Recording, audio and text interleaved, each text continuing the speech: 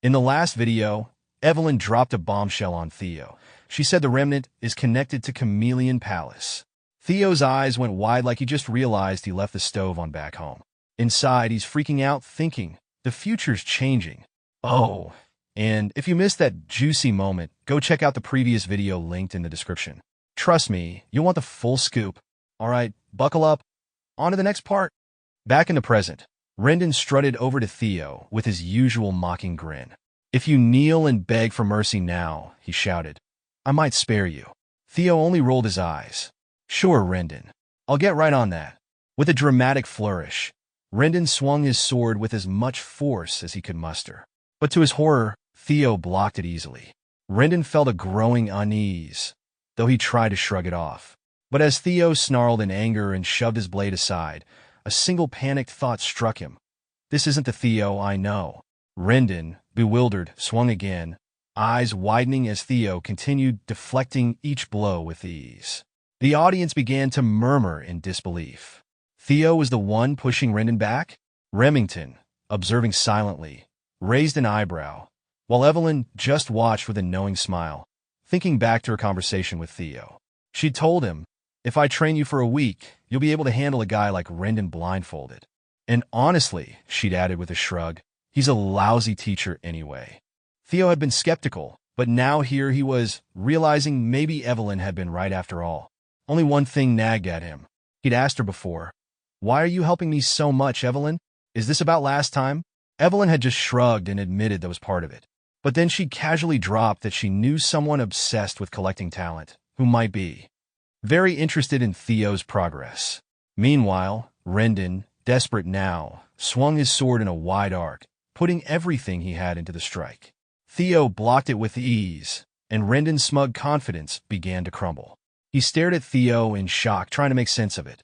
Was this kid just pretending to be hopeless this whole time?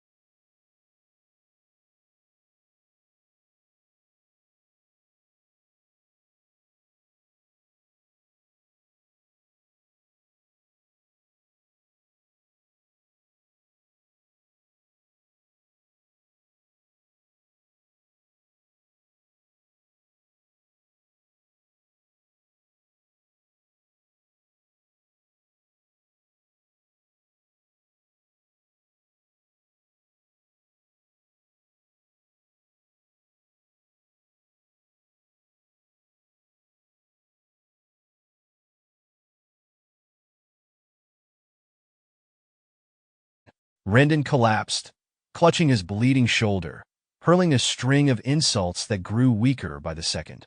But Theo only stepped closer, his confidence solidified. He remembered every time Rendon had berated him, calling him weak. He looked down at the man who'd once been so intimidating and mused. Funny, isn't it?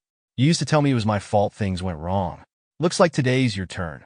Memories of his own struggles flashed through his mind, fueling his resolve.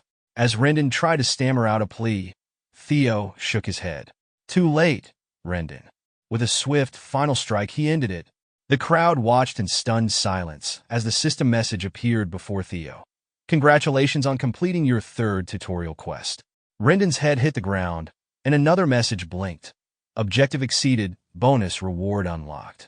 Evelyn allowed herself a small, proud smile. From the crowd, a cloaked figure observed the scene with a pleased expression. As the dust settled, Theo couldn't help a smirk of his own. He'd come a long way, and he wasn't done yet. The system flashed a question. Would you like to claim your reward? Theo didn't hesitate, hitting accept as he wiped the blood from his face. A thrill went through him as he received the reward, his gaze settling on Rendon's lifeless form below. The crowd was still reeling in shock, murmuring, the imbecile one? How is that possible? Theo smirked, looking down at Rendon's body with a mix of satisfaction and disbelief.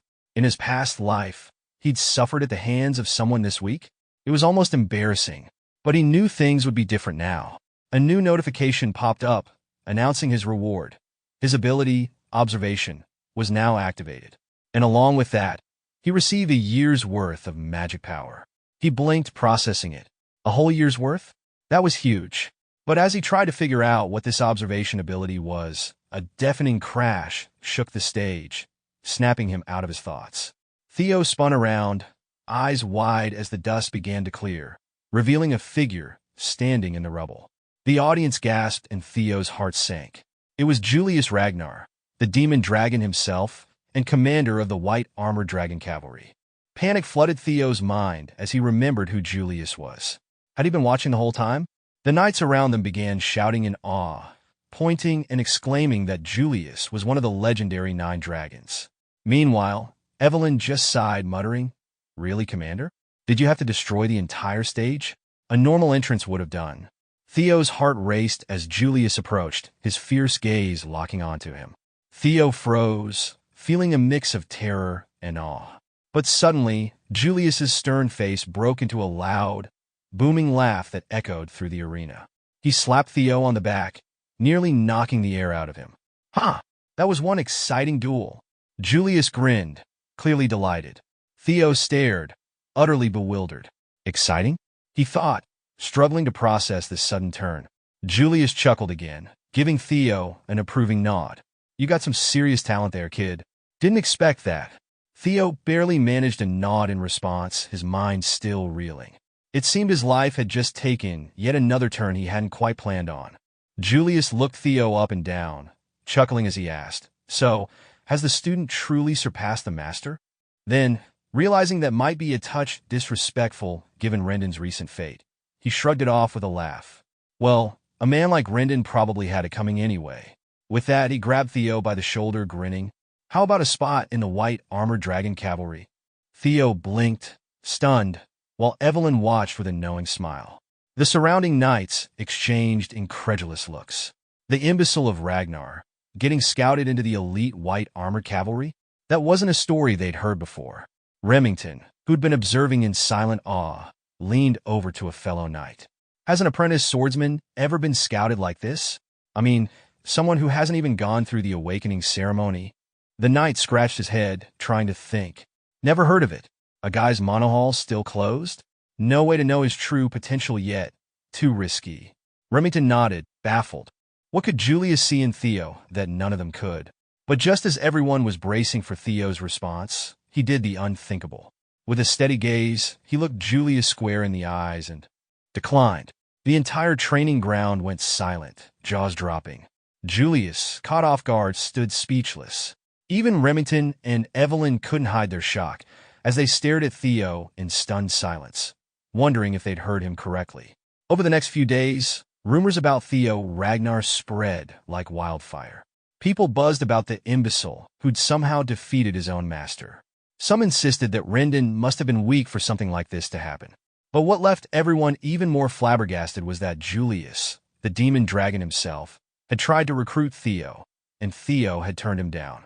Word was that Theo felt his skills weren't enough yet, and soon people were whispering about Theo as the humble Ragnar, an unexpected rarity.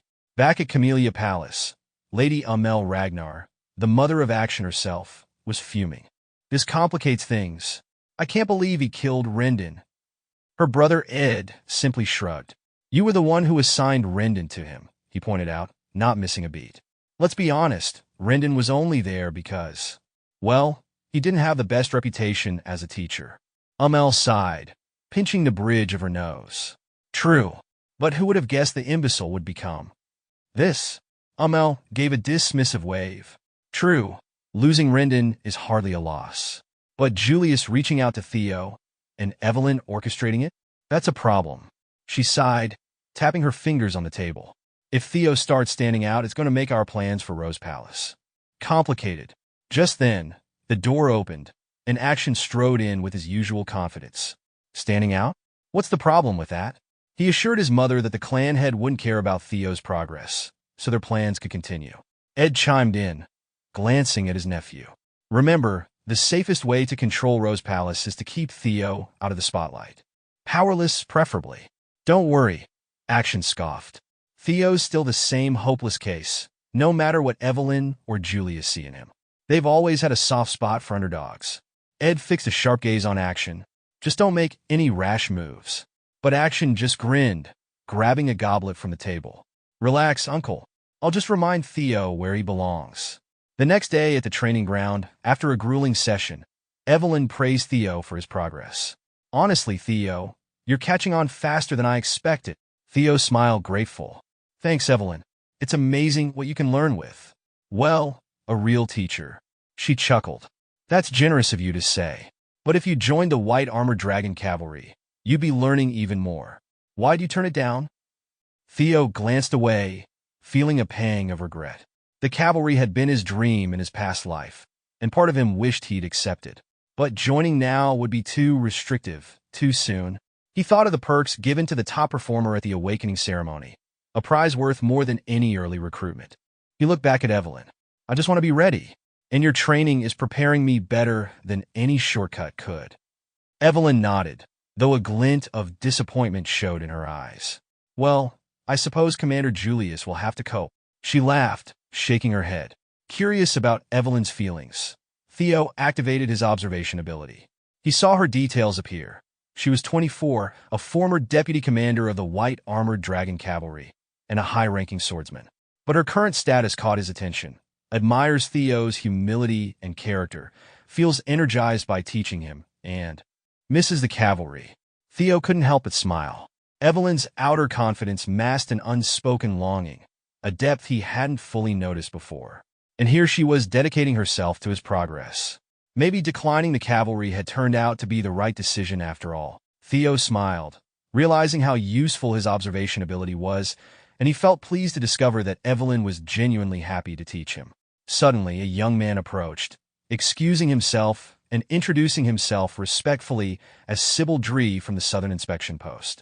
Hey there, can I talk to you for a sec? He asked, trying to sound casual but clearly serious. Confused, Theo noticed that Sybil looked intimidating, with a serious expression that could probably make a stone statue flinch. So, he activated his observation skill again. The system revealed that Sybil Dree was 17 years old, held the title of Dunce of the Southern Inspection Post, and was also an apprentice swordsman. Theo blinked. Dunce? Is that a title, or just a really harsh nickname? Sybil's rank was loyalty, and his status showed a strong admiration for Theo and a desire to spar with him. Wait, what? This left Theo shocked. He couldn't believe that someone with such a serious expression was eager to spar with him. Did he mistake me for a legendary swordsman, or does he just have a weird sense of humor? At that moment, the system displayed that Theo's final tutorial quest had begun. The goal? To discard the title Imbecile of Ragnar, with a completion goal of 100%. It also showed that he had already reached 28%. Sybil then admitted that he wished to follow Theo, acknowledging that he had ignored him in the past. He also thought the title Ragnar's Imbecile suited Theo perfectly, which made Theo furious as he instinctively lifted his sword. However, before Theo could react further, Sybil earnestly explained that he had observed Theo emerging every morning to train harder than anyone else, and that the result of such effort was Theo's remarkable transformation, something Sybil had witnessed firsthand. We're calling it Theo's triumph over Rendon and his enlistment by the demon dragon, Julius Ragnar, Sybil proclaimed, declaring that Theo had become his hero. Sybil confessed that, after being dubbed the idiot of the Southern Inspection Post, he had nearly thrown in the towel. But seeing Theo gave him a glimmer of hope. Bowing deeply, with his sword held high like a hero from an epic tale, Sybil pleaded with Theo for the chance to duel. Normally, Theo would have been skeptical of Sybil's true intentions. But after using his observation ability, he confirmed that Sybil was, in fact, sincere. This was a twist he hadn't seen coming. Theo realized that after taking down Rendon, and with rumors of Julius's attention spreading like wildfire, folks driven by an inferiority complex would likely challenge him.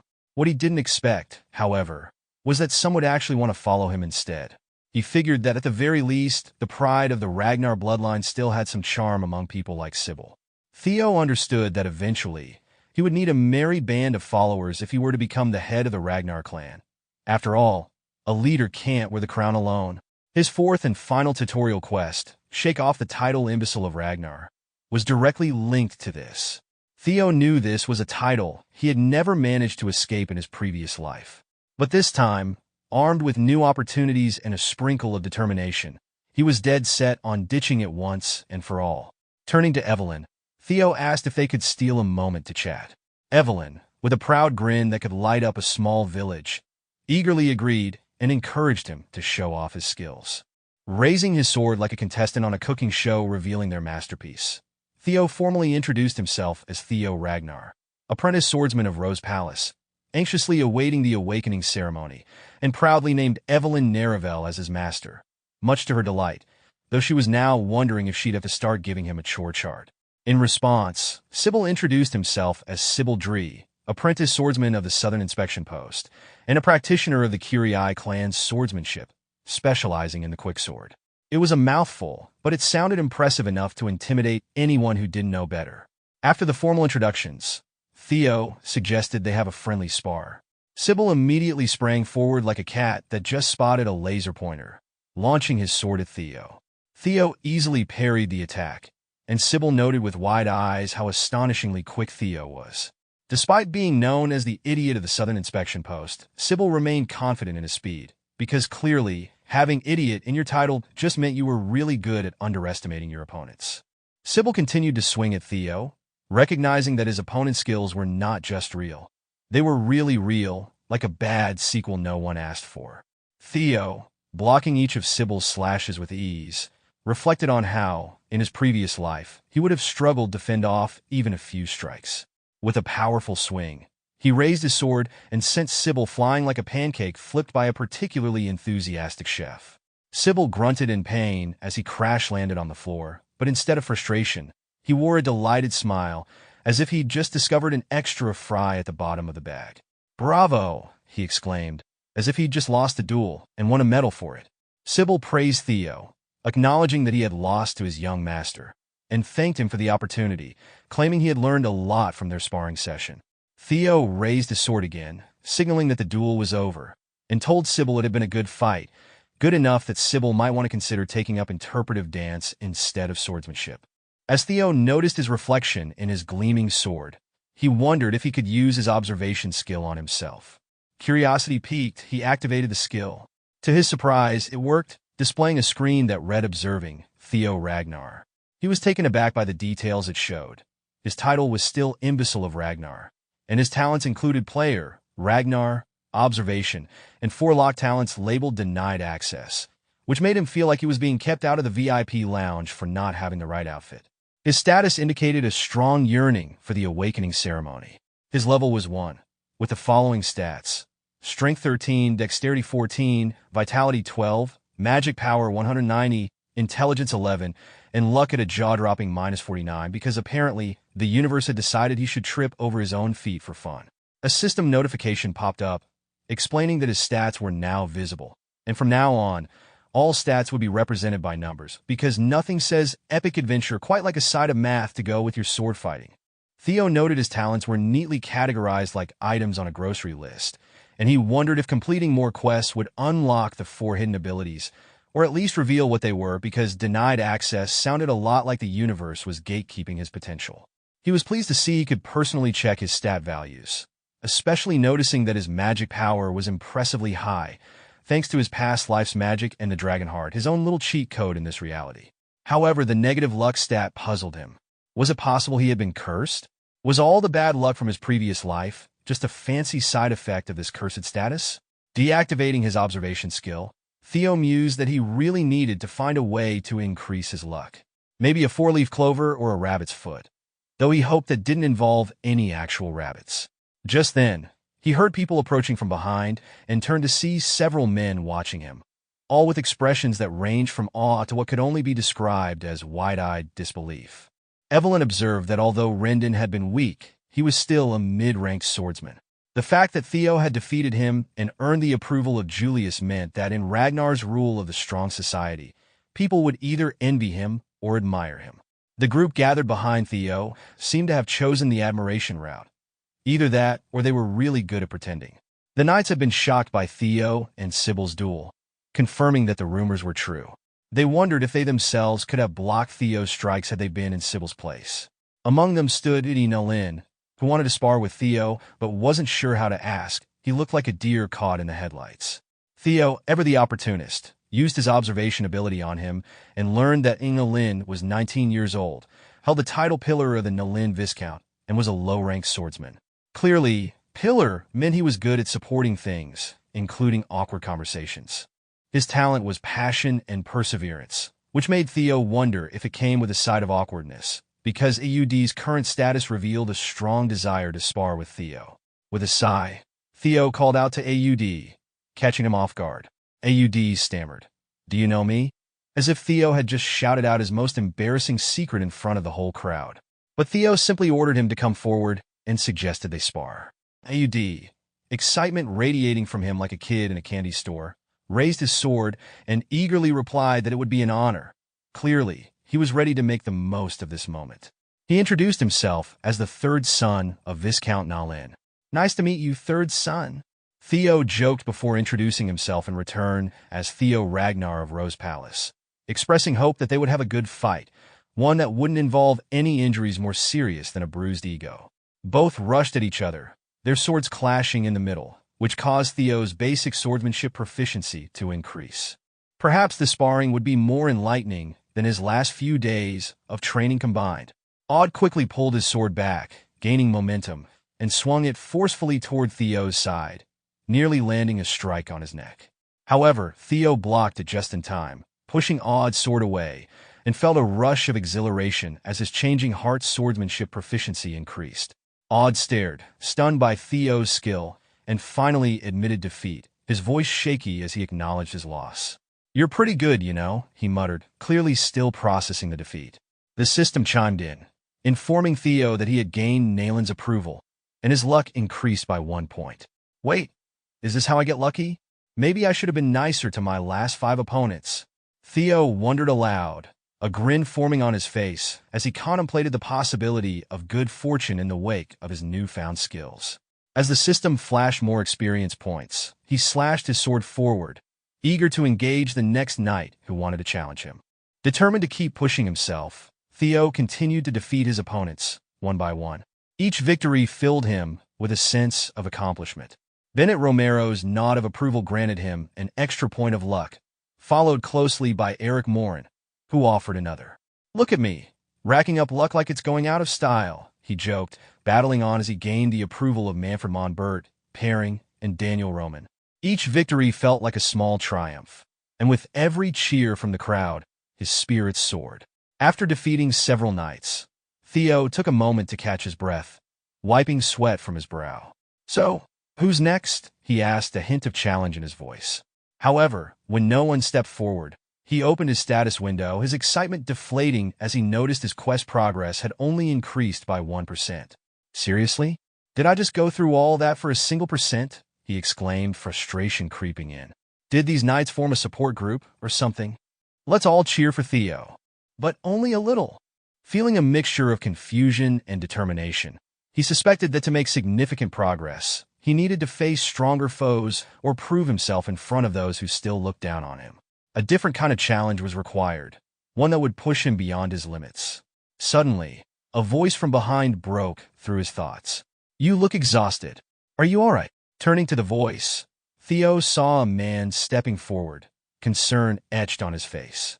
"I'll rest when I need to," he replied, trying to maintain a tough exterior, though his voice cracked slightly, revealing the weariness beneath.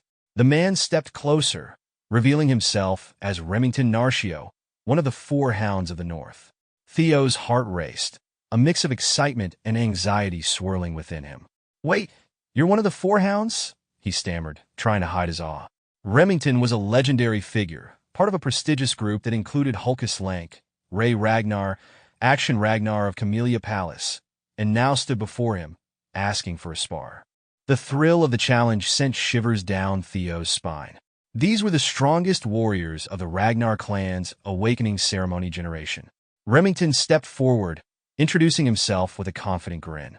"I came early to see your swordsmanship before the awakening ceremony," he explained, his eyes gleaming with curiosity and excitement.